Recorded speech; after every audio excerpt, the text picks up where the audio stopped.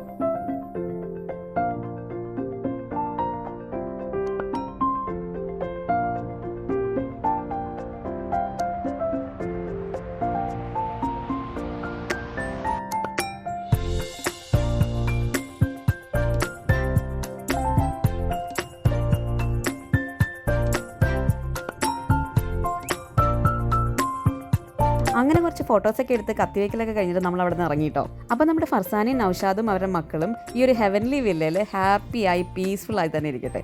നമുക്കപ്പോൾ അടുത്തൊരു വീഡിയോയിൽ കാണാം. Much love and God bless.